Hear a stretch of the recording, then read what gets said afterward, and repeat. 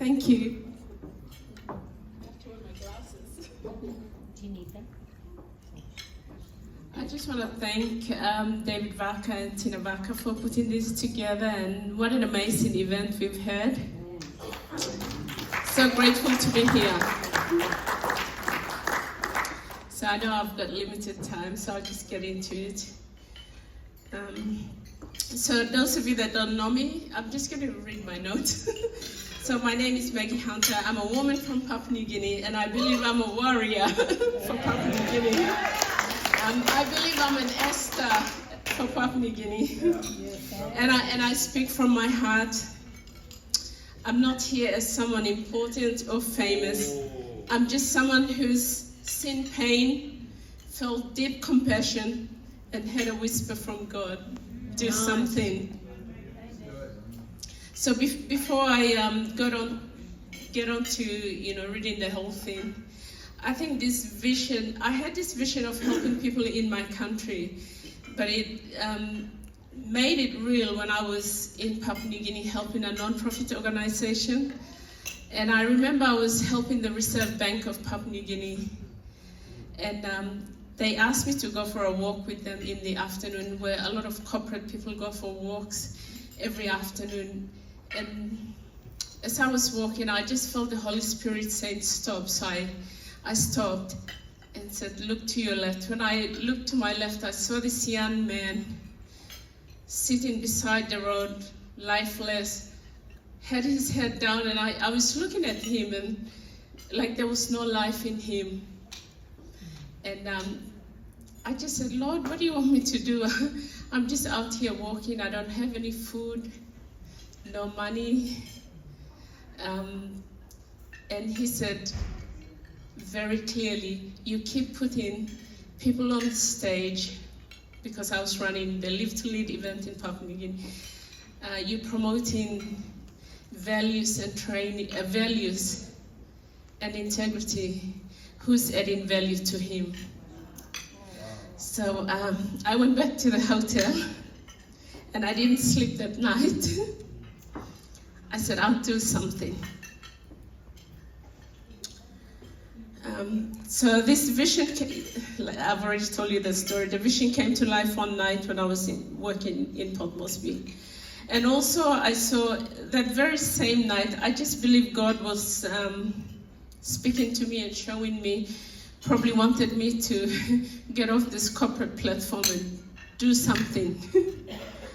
I saw a young mother also sitting by the road with a little child, and I believe the little one was about probably 3 or 4. Now I have a 5-year-old and a 10-year-old grandson.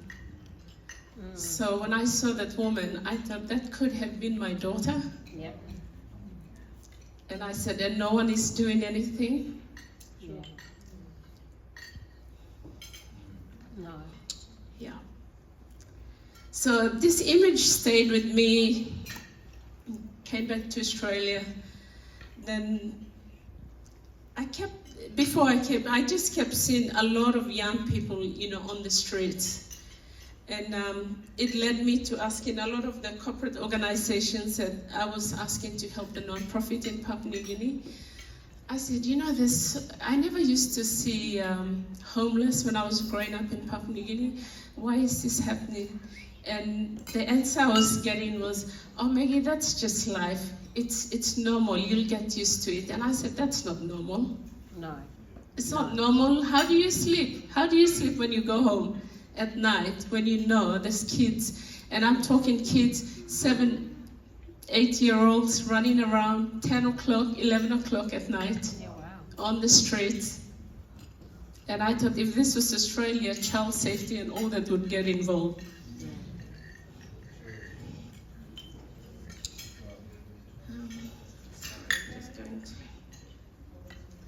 So that's how House of Restoration was born. And I didn't want it to be, it's not an orphanage, it's not just a shelter, it's a place of transformation. It's a place where street kids, homeless youth, and vulnerable women can come and be restored from the inside out. Amen. We want to equip them with education, vocational skills, and life tools. We want to empower them to believe in themselves again and want to encourage them that they are loved, they are valuable, and they are not forgotten. Amen. I believe we can raise up a generation who will say, I may have come from the streets, but I'm going to change my nation. Amen.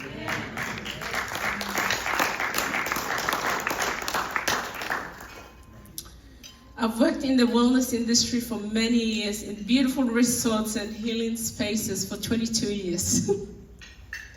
But true healing and true real restoration isn't found in luxury, it's found in love.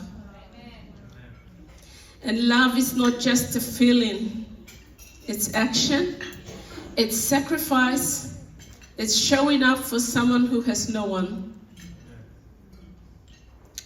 And I believe this is God's heart. In Isaiah 58, verse 6 and 7, he says, is not this the kind of fasting I have chosen to loose the chains of injustice and untie the cords of the yoke, to set the oppressed free and break every yoke? Is it not to share your food with the hungry and to provide the poor wanderer with shelter? When you see the naked, to clothe them, and not to turn away from your own flesh and blood. That's what House of Restoration is. It's God's heart in action. But before I go any further, let me share why this work is so close to my heart. Since I was 16 years old, I knew deep inside that I was called to help people in need. Back in Papua New Guinea, I personally intervened to protect a young woman who has been assaulted. It was dangerous, but I helped her. And I'm telling you, this woman was probably about 18 or 19. I remember my daughter was only 5 years old in the car, and those times it was a little bit safe that you could drive at night, so she wanted to eat chocolate. So I thought, since her father was working, I'll just drive down to the service station. But as we were driving, I saw this young woman running, and I thought, oh, why is she running? So I just followed her. Then I realized there was a group of men behind her running. In the car was my 15-year-old sister. And I said to my sister, open the door and tell her to keep running, and we'll drag her. I said, there's men behind her. And she said, Maggie, you're going to get us killed. And I said, imagine if that was you. And we dragged the girl. And for that, my number plate was taken. My car was shot a couple of weeks later. We had 20 men entered our house. And then 3 times tried to shoot me in front of our gate.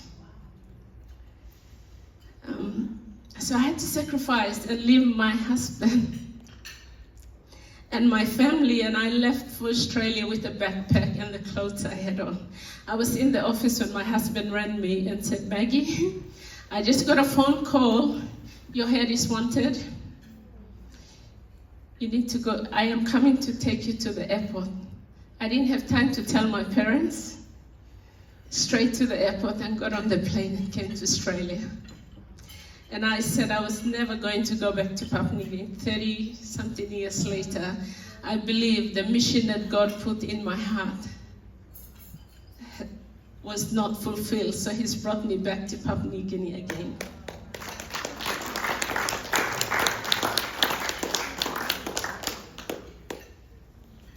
I think I've got some slide. Oh, yeah.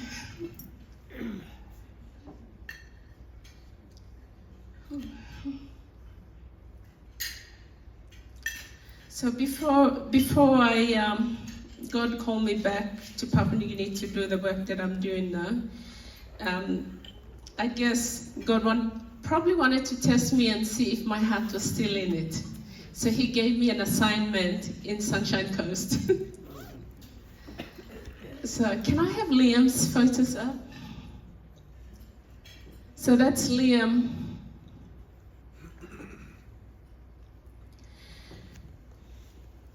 Liam is a beautiful young man that was abandoned by his family. Liam's got special needs. He was broken. Liam looks really well there, but when I first met Liam was overweight. Liam didn't know how to read and write. I got a phone call from some people that knew I was from Papua New Guinea. They said, there's a young man here, we can't work out what's wrong with him, but we believe maybe you can help him. So he was in Maroochydore. So I remember turning up there with my daughter, who was heavily pregnant, 8 months pregnant, 2 weeks to have my second grandson. And we looked at this young man, and I tried to talk to him, but he just looked at me like I was some kind of, and we didn't know that he had intellectual disability. And my daughter said, Mom, maybe there's something wrong with him. So I kept doing, waving in his face like, can you see me? And anyway, cut long story short, I was stalking Liam. I gave up where I was staying and moved into the place he was staying. And he didn't know that he was evicted from the house. The mother left and went to Papua New Guinea. And so I was with him when the real estate turned up, the property manager. And she asked me, who are you? And I said, well, I could ask you the same question, who are you? And she said, I'm the property manager, and this property is meant to be vacated 3 months ago. And so she showed me the paperwork, and I said, oh, okay, and Liam's name was on the list. Now picture that, any of you here have intellectual disability kid and you put his name on the list? Wow. So I had to give up my job, give up what I was doing, and started this journey with Liam. Wow. And I asked him so many questions, and he would just looked at me like, Anyway, I had to go to court, I had to do all sorts of things, but Liam is with me now after 8 years. I taught him how to read and write.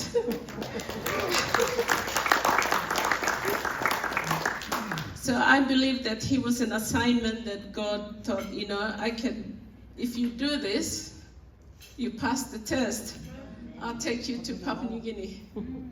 So it was literally, I think after 5 years of looking after Liam, that I got the opportunity to travel with John Maxwell and the team to Papua New Guinea. And I believe that, the call of God on my life is to be a good steward, to help build people up and see them become the very best version of themselves in this world. And I want to thank God for the people He's brought alongside me. I'm not doing this alone. I've been blessed to work closely with David and Tina Vaka through Script. They're all known and deeply respected by many of you here tonight. And the work that they have done. Tina and Pastor David have led powerful programs for youth and women across many Pacific nations, and they carry the same heart for transformation. Their wisdom and experience are helping shape this vision into something that can truly change lives, not only in Papua New Guinea, but the Pacific. I'm also working closely with my beautiful friends, Shona and Keon, from the Australian Leadership Skills Centre. They've made a commitment to walk this journey with me. Through their RTO, they're helping us build pathways for education and training so that every person who comes through House of Restoration can live with real skills and real hope. The momentum is growing, more hearts are being stirred, and I believe God is moving. Nice. But let me be clear, this is not about me, it's about the young people, it's about the mothers and children, it's about the ones who feel forgotten, and it's not It's about what God wants us to do through all of us. But we need more. We need land. We need buildings. We need teachers. We need counselors. We need resources. And most of all, we need hearts that are willing. If you've ever asked God, what can I do to make a difference? This is your answer.